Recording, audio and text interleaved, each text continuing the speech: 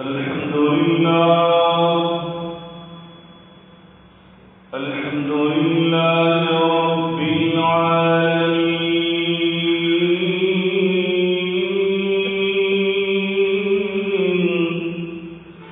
والعاقبة للمتقين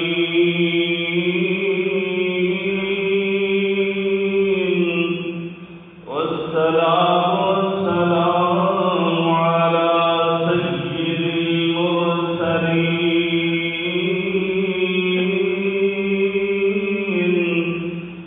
وعلى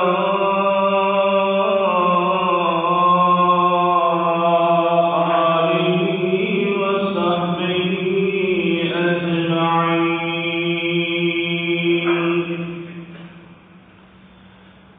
سبحانك لا علم لنا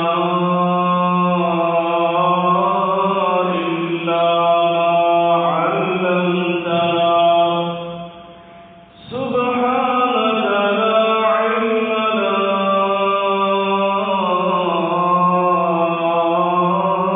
إلا ما علمتنا إنك أنت العليم الحكيم.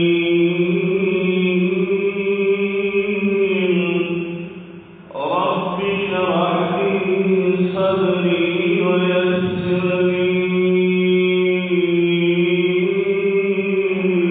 أمري واحلل عقدة من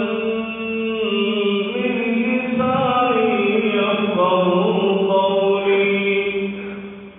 أما بعد فإن خير الحديث كتاب الله وخير الهدي هدي محمد صلى الله عليه وعلى آله وسلم. وشر الأمور محدثاتها وكل محدثة بدعة وكل بدعة ضلالة وكل ضلالة في النار.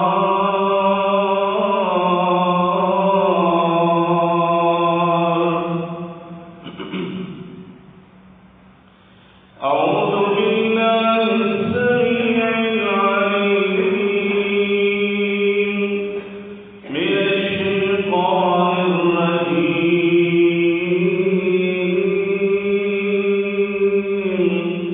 بسم الله الرحمن الرحيم.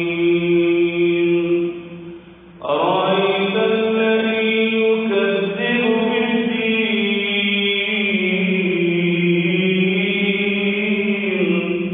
فذلك الذي يدع اليتيم ولا يحض على طعام المسكين. فويل للمصلين الذين هم عن صلاتهم ساهون الذين هم يراءون ويمنعون الماعون.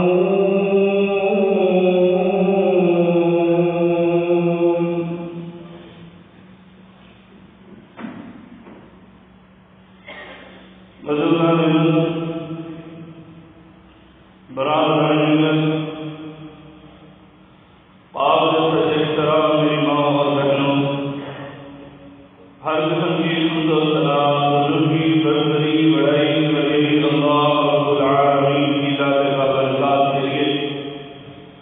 अनगिनत ला तादाद इमाम सलाम सय्यदुल अव्वलीन वल आखिरीन इमामुल मुत्तकीन शफीउल मुज़निबीन मेरे और आपके यहाँ से रहनुमा जनाब मुहम्मद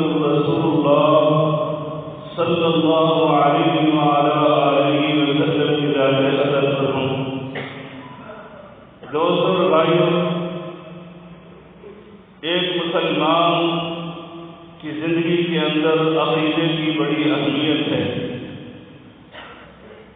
بلکہ ہر انسان کی زندگی میں عقائد کی بہت ہی زیادہ اہمیت ہے۔ عقائد کی اہمیت کا اندازہ آپ اس بات سے لگا سکتے ہیں کہ اللہ احکم الحاکمین نے اپنے جتنے بھی انبیاء کرام علیہم الصلاۃ والسلام مسند احمد کی روایت کے مطابق کم و بیش 1,24,000 انبیاء کرام انہوں نے اپنی اقوام کی اصلاح عقائد سے ہی شروع کی، کیونکہ عقیدہ جب درست ہو جاتا ہے، عقیدہ جب اس کی اصلاح ہو جاتی ہے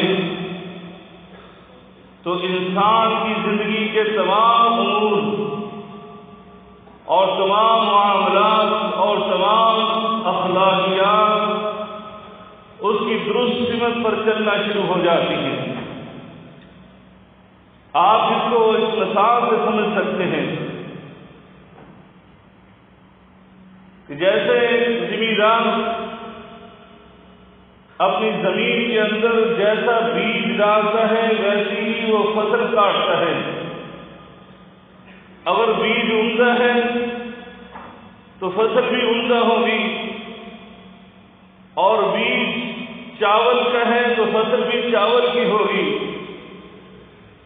بیج گندم کا گیہوں کا ہے تو ظاہری بات ہے فصل بھی وہ گندم ہی کاٹے گا، اس کے برعکس نہیں ہو سکتا۔ بعینہ ہی اگر انسان کا عقیدہ، یعنی عقیدے کا ہمارا مفہوم یہ ہے کہ انسان کے پختہ نظریات، اٹل نظریات اور پختہ خیالات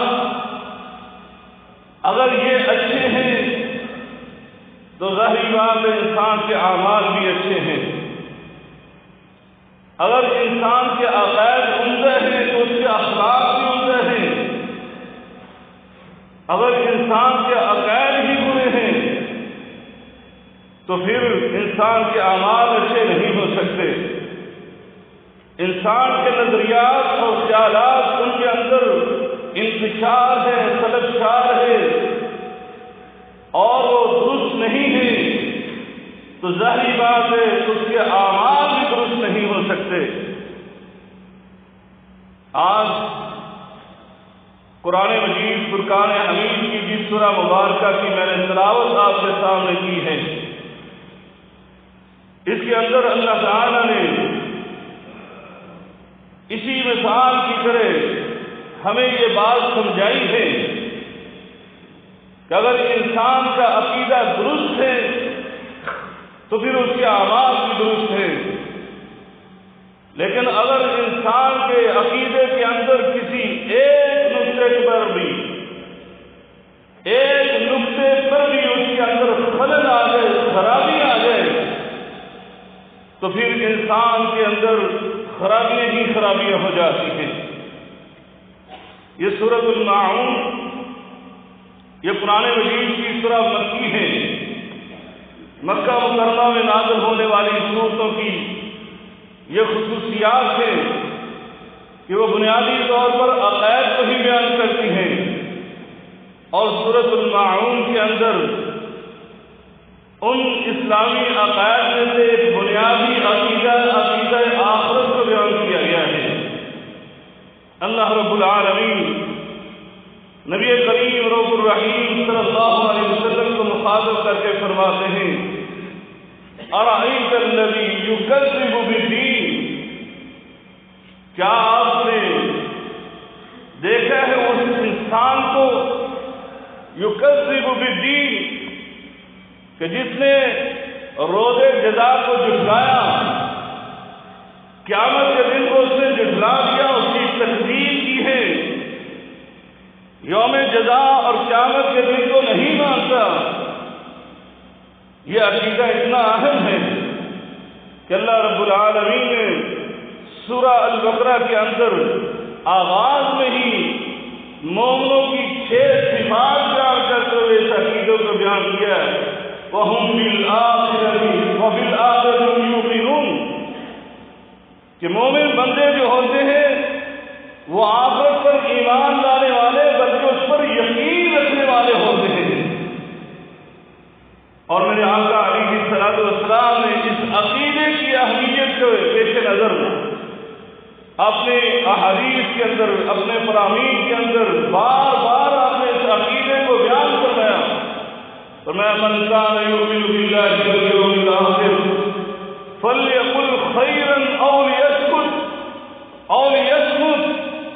فرمایا جو بندہ اللہ پر ایمان رکھتا ہے، آخرت کے دن پر یقین رکھتا ہے، اس کو چاہیے وہ جب بھی بات کرے تو اچھی بات کرے، ورنہ اپنی زبان کو وہ روک کر رکھے۔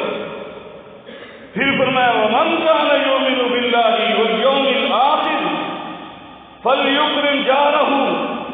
جو بندہ اللہ پر ایمان رکھتا ہے، آخرت پر اس کا یقین ہے، اس کو چاہیے اپنے پڑوسی کی عزت و احترام کرے۔ اسی طرح فرمایا ومن کان یؤمن باللہ والیوم الآخر فلیکرم ضیفہ۔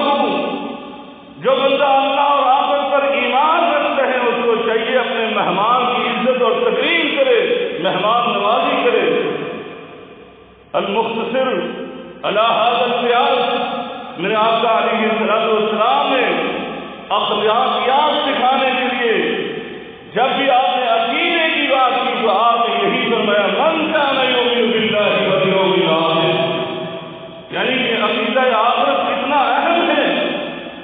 اس لیے اللہ رب العالمین نے یہاں پر اس بندے کا تذکرہ کرتے ہوئے ارشاد فرمایا کہ آپ نے اس بندے کو دیکھے یکذب بالدین، جس نے روزے جزا کو جھٹلا دیا۔ اب روزے جزا کو جھٹلانے پر اب اس کے اندر سے جتنی بھی انسانی خوبیاں تھیں، جتنی بھی انسانی صفات تھیں، جہاں پر وہ ختم ہو گئی، وہاں پر اس کے اندر جتنی بھی سلبیات تھیں، جتنی بھی برائیاں تھیں، جتنی بھی خرابیاں تھیں، وہ انسان کے اندر آ جاتی ہیں۔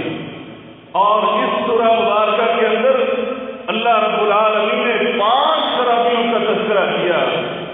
جو بندہ روزے جزا کو قیامت کے دن کو جھٹلا دیتا ہے، اس کی تکذیب کرتا ہے اور وہ یہ تسلیم نہیں کرتا کہ مرنے کے بعد مجھے دوبارہ زندہ ہونا ہے، اللہ کے سامنے کھڑے ہو کر مجھے اپنے اعمال کا حساب و کتاب دینا ہے، جواب دہی کرنی ہے، اس کو جب تک یہ یقین نہیں آتا فَمَن يَعْمَلْ مِثْقَالَ ذَرَّةٍ خَيْرًا يَرَهُ وَمَن يَعْمَلْ مِثْقَالَ ذَرَّةٍ شَرًّا يَرَهُ۔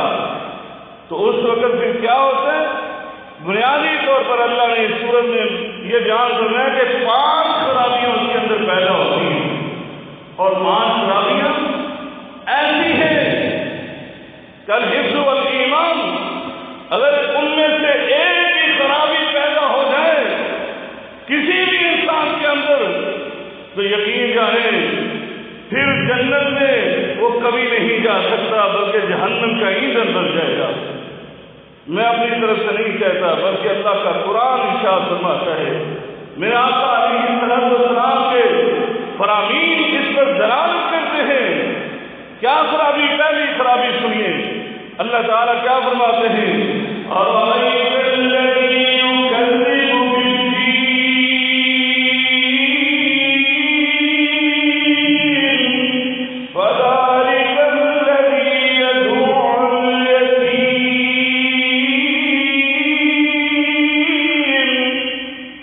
جو انسان قیامت کے دن کو جھٹلا دیتا ہے، جو روزے جزا کی تکلیف کرتا ہے، اللہ رب العالمین ارشاد فرماتے ہیں سب سے پہلے اس کے اندر یہ خرابی پیدا ہوتی ہے فَذَلِكَ الَّذِي يَدُعُّ الْيَتِيمَ،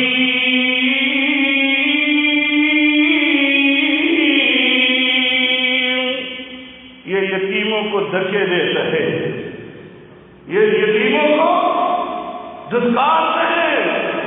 حالانکہ اگر یہ مسلمان ہیں، بلکہ یہ کہہ لیں کہ اگر کہ یہ انسان ہے تو پھر اس کو سمجھنا چاہیے تھا یتیم کے ساتھ معاشرے کے لوگ ان کو دیکھ کر ان کے دلوں کے اندر نرمی پیدا ہو جاتی ہے. ان کو پتا ہوتا ہے اس کے سر پر اس کے باپ کا سایہ نہیں ہے. وہ اس کے ساتھ اس سے سلوک کرتے ہیں, اس کے ساتھ ہمدردی کے جذبات کرتے ہیں. دیکھ کر ہی ان کے اندر ترس کے جذبات ابھر آتے ہیں اور ہمدردی غمخواری کے جذبات جب پیدا ہوتے ہیں تو وہ ان کے ساتھ اس سے سلوک کرتے ہیں. لیکن قیامت کو جھٹلانے والا یہ بدبخت انسان اس کے اندر سب سے پہلی خرابی یہ پیدا ہوتی ہے کہ یتیموں کو دھکے دیتا ہے. حالانکہ دین اسلام نے کیا سکھلایا تھا؟ دین اسلام تو یہ کہتا ہے فَأَمَّا الْيَتِيمَ فَلَا تَقْهَرْ. دھکے دینا تو بہت بڑی بات ہے. میرے آقا نے کہا تھا قرآن مجید فرقان حمید یہ ارشاد فرماتا ہے فَأَمَّا الْيَتِيمَ فَلَا تَقْهَرْ. یتیموں کو تو آپ نے کبھی سختی کی بات بھی نہیں کرنی ہے. یہ قرآن نے منع کر دیا فَلَا تَقْهَرْ. یہ یتیموں کو جھڑکنا بھی نہیں ہے. میرے آقا علیہ الصلوۃ والسلام کے پاس ایک آدمی آتا ہے. سیدنا ابو ہریرہ رضی اللہ تعالی عنہ اس حدیث کے راوی ہیں ان رجلا شکا الى النبی صلی اللہ علیہ وسلم بقسوة قلبه. فرمایا اس آدمی نے آ کر اپنے دل کی سختی کی شکایت کی. اللہ کے رسول میرا دل سخت ہو چکا ہے, اس کے اندر نرمی نہیں رہی. اب تو مجھے کوئی بھی بات سن کر کبھی میری آنکھوں سے آنسو نہیں چھلکتے اور کوئی دین کی بات اور کوئی نرمی کی بات کوئی عمدہ بات میرے دل پر اثر ہی نہیں کرتی. میرا دل تنگ آلودہ ہو چکا ہے. تو میرے آقا علیہ الصلوۃ والسلام نے اس کو علاج بتاتے ہوئے یہ نسخہ کیمیا دیا. فرمایا ان اردت ان تلین قلبک. فرمایا اگر تو چاہتے ہیں کہ تیرا دل نرم ہو جائے فرمایا پھر یہ کیا کرو فأطعم المسکین. تمہیں مسکین کو کھانا کھلانا چاہیے. وامسح براس الیتیم. فرمایا اور یتیم کے سر پر ہاتھ رکھنا چاہیے. جب تم یتیم کے سر پر ہاتھ رکھو گے اللہ رب العالمین تیرے اس ہاتھ رکھنے کی وجہ سے تیرے دل میں نور پیدا کر دے گا, تیرے دل میں نرمی کو پیدا کر دے گا. تیری ساری سختیاں اور کسالیں وہ ختم ہو جائیں گی. اسی لیے اللہ رب العالمین نے قرآن مجید فرقان حمید میں بھی ارشاد فرمایا وَيَسْأَلُونَكَ عَنِ الْيَتَامَىٰ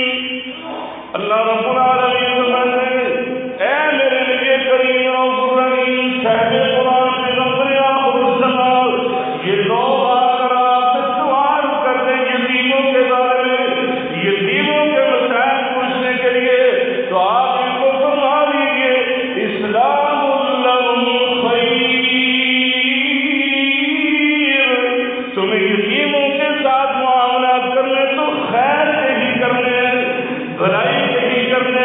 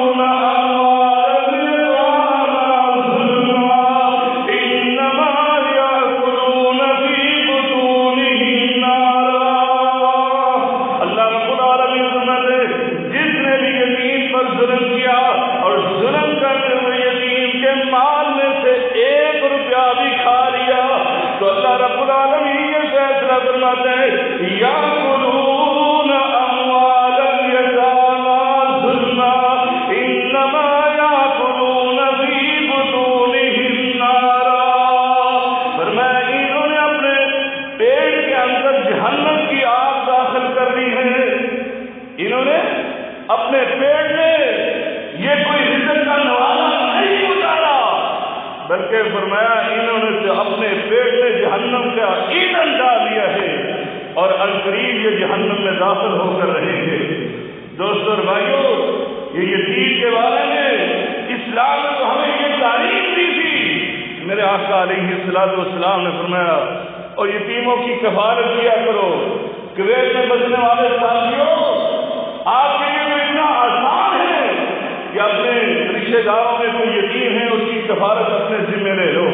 اپنے معاشرے کا، اپنے محلے میں، اپنے گاؤں میں، اپنے دیہات میں، اپنے شہر میں کوئی یتیم ہے اس کی کفالت کرو۔ میرے آقا نے فرمایا تھا جو بھی بندہ یتیم کی کفالت کرتا ہے انا وقافل الیتیم کہاتین فی الجنہ، میرے آقا نے یہ اشارہ دیتے ہوئے فرمایا میں جنت کے اندر یہ یتیم کی کفالت کرنے والا میرے ساتھ ایسے ہی ہوگا جیسے یہ دو انگلیاں ہیں۔ یعنی جنت کے اندر اگر میرے آقا کی آپ ہمسائیگی چاہتے ہو، آپ جنت میں میرے آقا کے پڑوسی بننا چاہتے ہو، یتیموں کی کفالت کیا کرو۔ دوستو اور بھائیوں، یہ یتیم کے حوالے سے اگر بات کرنے لگے کئی خطبات درکار ہیں۔ بہرحال یہ پہلی خصلت اس بندے کے اندر پیدا ہوتی ہے جو قیامت کے دن کو جھٹلا دیتا ہے۔ دوسری خصلت فرمایا وَلَا يَحُضُّ عَلَىٰ طَعَامِ الْمِسْكِينِ، دوسری بری خصلت جس کے اندر یہ پیدا ہوتی ہے کہ نہ تو یہ خود مسکینوں کو کھانا کھلاتا ہے، بھوکوں کی نہ بھوک مٹاتا ہے اور نہ ہی کسی دوست کو توجہ دلاتا ہے کہ بھائی ہمارے معاشرے کے اندر، ہمارے محلے میں، ہمارے گاؤں میں فلاں بندہ جو ہے اس کے مسائل جو ہے بڑے گمبھیر ہو چکے، اس کے پاس ایک وقت کا کھانا نہیں ہے اور میری استطاعت نہیں ہے وغیرہ میں اس کو کھانا کھلاتا، اے میرے بھائی تو ہی کھانا کھلا دے، یہ بھی نہیں کہتا۔ اور یہ پتہ کتنا بڑا جرم ہے۔ ہم سمجھتے ہوں گے ہمیں کیا، ہمارے پاس ہوتا تو ہم کھلاتے، نہیں ہے تو میں جو کسی دوسرے کو کہوں، یہ ترغیب نہ دینا یہ کتنا بڑا جرم ہے۔ اور جو غریبوں مسکینوں کو کھانا ہی کھلاتا تو اس سے اتنا بڑا جرم کیا، خود ہی اندازہ لگا لیجیے۔ اللہ کا قرآن ہے، اللہ قرآن مجید فرقان حمید میں فرماتا ہے فی جنات یتساءلون،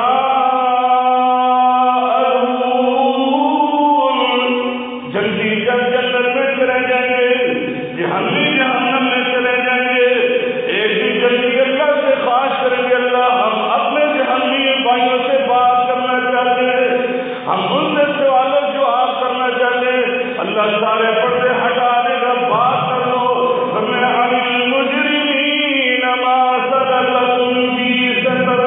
یہ جہنم سے پوچھے کس جرم کی برابر تم جہنم میں کر رہے ہو؟ قالوا لم نکن من المصلین ولم نکن نطعم المسکین۔ یہ اللہ کے سامنے قرآن مجید فرقان حمید ارشاد فرماتا ہے جب اللہ ان کے پردے ہٹا دے گا، سوال کیا گیا کس جرم کی برابر جہنم کا ایندھن بنے ہو؟ سب سے پہلے جو جرم خود جہنمی بیان کر رہے ہیں کیا کہتے ہیں؟ لم نکن من المصلین، ہم نماز نہیں پڑھتے تھے۔ اور دوسرا کون سا جرم؟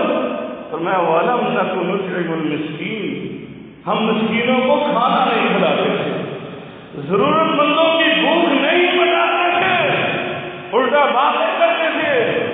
دوستو اور بھائیوں، کسی پہ بس نہیں، سورہ حاقہ اٹھا کر دیکھو اللہ کیا فرماتا ہے خذوہ فغلوہ ثم الجحیم صلوہ ثم فی سلسلۃ ذرعها 70 ذراعا فاسلکوہ انہ کان لا یؤمن باللہ العظیم ولا یحض علی طعام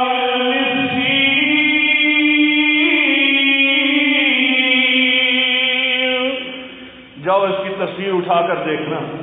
میں پڑھ رہا تھا قاضی ایاز وہ کیا بیان کرتے ہیں؟ جب اللہ تعالیٰ کل قیامت کے دن یہ کہے گا نا ان مجرموں کو پکڑو، خذوہ فغلوہ، ان کو پکڑو اور زنجیروں میں جکڑو، ثم الجحیم صلوہ، اور پھر ان کو جہنم کا ایندھن بناؤ، تو فرمایا 70,000 فرشتے ہوں گے جو اس مجرم کو پکڑنے کے لیے آئے ہیں، 70,000 فرشتے، اور سب کوشش کر رہے ہوں گے میں اس کو زنجیروں میں جکڑوں، ایک دوسرے سے سب تک لے جا رہے ہوں گے۔ اور جرم کیا ہے؟ جرم کیا بیان کیا؟ صرف 2 جرم بیان کیے، 2 جرم۔ انہ کان لا یؤمن باللہ العظیم، پہلا جرم یہ ہے کہ اللہ پر ایمان نہیں لاتے تھے، اور دوسرا جرم یہ ہے ولا یحض علی طعام المسکین، یہ مسکینوں کو کھانا نہیں کھلاتے تھے۔ ایسے تو نہیں، میرے آقا نے کہا تھا جو بندہ رات کو پیٹ بھر کر سو گیا اور اس کا پڑوسی بھوکا سو گیا، فرمایا چاہیے تہجد گزار کیوں نہیں ہے؟ یہ نمازی تو ہے، یہ نوافل کا بھی اہتمام کرنے والا تہجد گزار ہی کیوں نہیں ہے؟ میرے آقا نے کہا اس کا ایمان ہی نہیں ہے، وہ بندہ مومن نہیں ہو سکتا، اس کے ایمان کی نفی کروا دی۔ دوستو اور بھائیو، اس لیے اپنے معاشرے کے مساکین کا خیال رکھا کریں۔ یہ قیامت کو جھٹلانے والے کے اندر دوسری بڑی بیماری پیدا ہوتی ہے، آئیے تیسری بیماری کیا پیدا ہوتی ہے؟ اللہ کا قرآن فرماتا ہے وَوَيْلٌ لِّلْمُصَلِّينَ الَّذِينَ هُمْ عَن صَلَاتِهِمْ سَاهُونَ الَّذِينَ هُمْ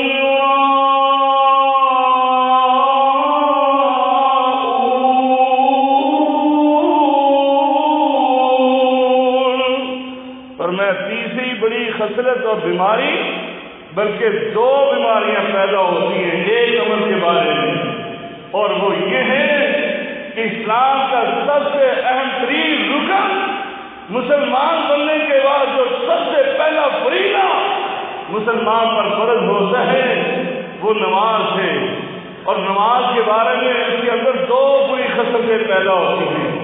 ایک خصلت کیا؟ ایک خصلت یہ پیدا ہوتی ہے نمازوں کی پرواہ نہیں کرتا، جب دل چاہتا ہے پڑھ لیتا ہے، جب دل چاہتا ہے اس کو ضائع کر دیتا ہے، اس کا ٹائم گزار دیتے ہیں، جب دل چاہتا ہے ان کو جمع کر کے پڑھنا شروع کر دیتے ہیں، سارے کی نمازیں رات کو پڑھ لیتے ہیں، بغیر کسی عذر کے، بغیر کسی وجہ سے یہ نماز کے اوقات کو ضائع کر دیتا ہے، ساہون، سستی کرتا ہے، غفلت برتتا ہے۔ اور دوسری بیماری یہ ہے کہ جب پڑھتا ہے تو نیت یہ ہے کہ میرے ساتھی دیکھ لیں میں نمازی ہوں، یہ لوگوں کو دکھانے کے لیے پڑھتا ہے۔ اللہ تعالیٰ نے فرمایا یہ دونوں خصلتیں اس بندے کے اندر پیدا ہوتی ہیں جو بندہ اعتقادی منافق ہو، اعتقادی منافق جو اللہ کو دھوکہ دینا چاہتا ہے۔ اللہ نے قرآن میں بیان کیا ہے ان المنافقین یخادعون اللہ ان الذین یخادعون المنافقین یخادعون اللہ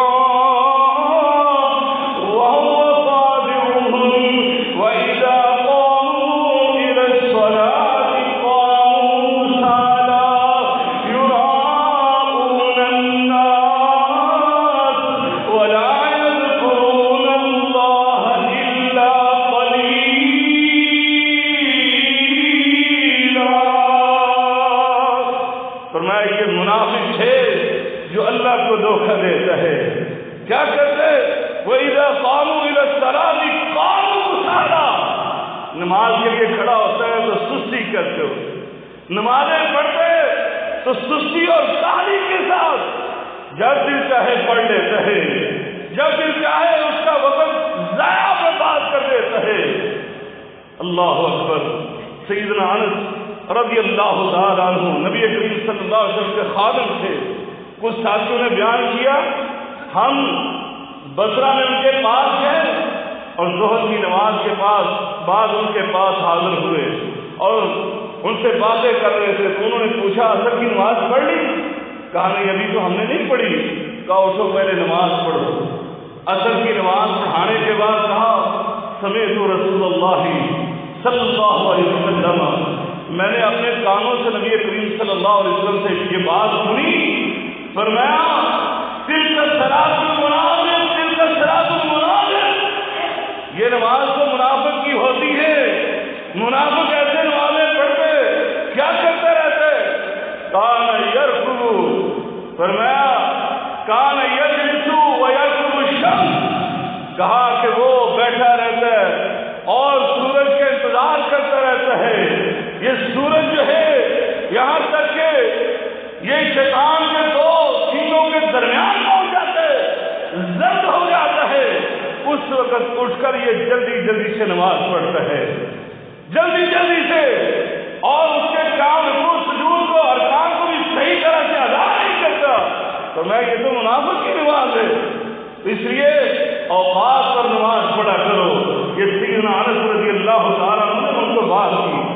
اور دوسری بات کہ لوگوں کو دکھانے کے لیے پڑھتے. فرمایا اللہ رب العالمین کیا کہتے ہیں؟ نماز یہ صحیح پڑھ رہا ہے، اس نے کام بھی کیا، رکوع بھی کیا، سجود بھی کیے، اور ارکان بھی پورے ادا کیے، واجبات بھی پورے کیے، سنتیں بھی پوری ادا کر دی. لیکن اس نے اگر دل میں یہ خیال پیدا کر لیا کہ لوگ دیکھ رہے ہیں، لوگ کہیں گے یہ نمازی ہے، تو فرمایا یہ نماز اللہ کے ہاں ایسے نمازوں کے متعلق کیا تھا؟ فویل للمصلین، ہلاکت ہے ایسے نمازیوں کے لیے. اللہ رب العالمین سے دعا ہے اللہ تعالیٰ ہمیں صحیح نام میں قرآن و حدیث پر چلنے والا بنائے. وآخر دعوانا الحمد للہ.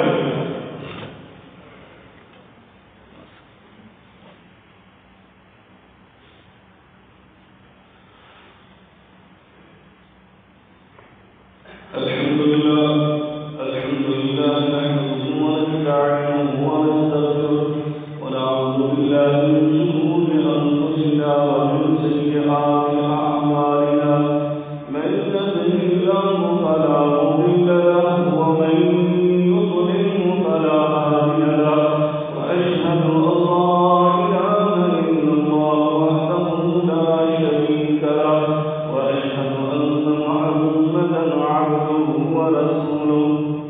دوستو اور بھائیوں، میرے آقا علیہ الصلوۃ والسلام نے فرمایا کل قیامت کے دن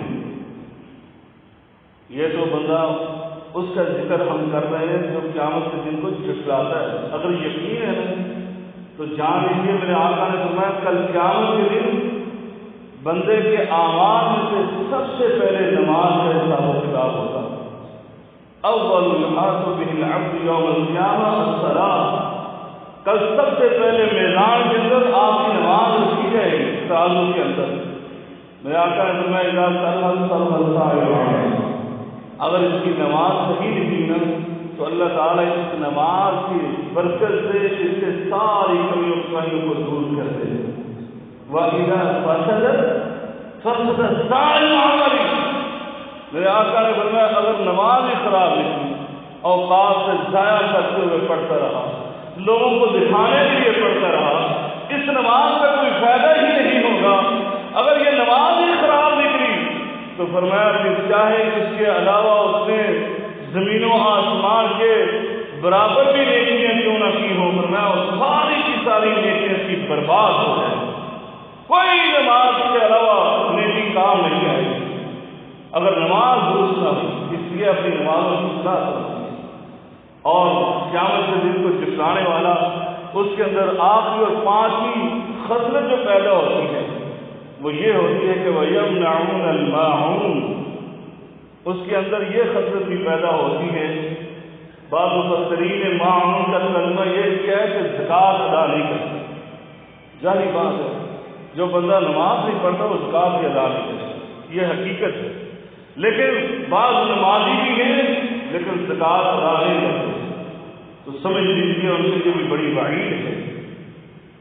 اس کا مطلب ہے ان کو آخرت پر یقین نہیں ہے کہ اللہ نے جو ان کو رزق دیا ہوا ہے یہ تو مومنوں کی نشانی ہے. وَمِمَّا رَزَقْنَاهُمْ يُنْفِقُونَ، کہ وہ اللہ کے راستے میں خرچ کرتے ہیں جو اللہ نے ان کو رزق دیا ہے. انہوں نے نہیں کمایا، اللہ نے ان کو رزق دیا ہے. تو پھر ایسے کرتے. فرمایا ایک ترجمہ تو یہ ہے معاون کا کہ وہ زکوٰۃ ادا نہیں کرتے۔ دوسرا ترجمہ جمہور مفسرین نے کیا وہ یہ ہے کہ عام استعمال کی چیزیں وہ لوگوں کو مانگنے پر نہیں ہے۔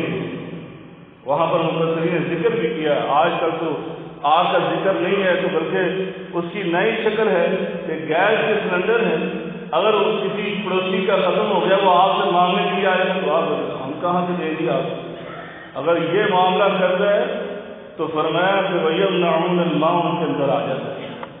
اس طرح کی چھوٹی چھوٹی چیزیں استعمال کی کوئی مانگتا ہے تو بندہ جو آخرت پر یقین رکھتا ہے وہ ضرور دے گا، اور اللہ کا شکر ادا کرنا چاہیے۔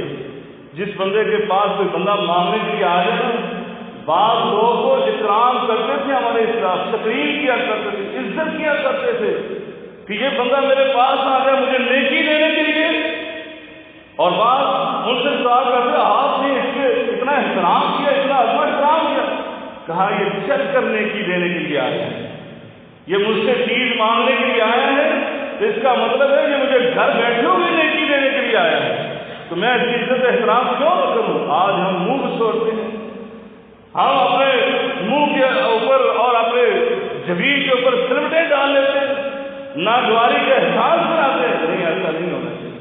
آخرت پر ایمان اور یقین ہے تو آپ استعمال کی چیزیں کوئی بھی مانگنے کے لیے آ جائے فوراً آپ کا دروازہ کھلا رہنا چاہیے، دل کے دروازے کو بھی کھول کر رکھیں اور اپنے گھر کے دروازے کو بھی کھول کر رکھیں ایسے لوگوں کے لیے۔ اللہ رب العالمین ہمیں توفیق عطا فرمائے۔ ان اللہ وملائکتہ یصلون علی النبی یا ایھا الذین آمنوا صلوا علیہ وسلموا تسلیما۔ اللهم صل على محمد وعلى آل محمد كما صليت على إبراهيم وعلى آل إبراهيم إنك حميد مجيد۔ اللهم بارك على محمد وعلى آل محمد كما باركت على إبراهيم وعلى آل إبراهيم إنك حميد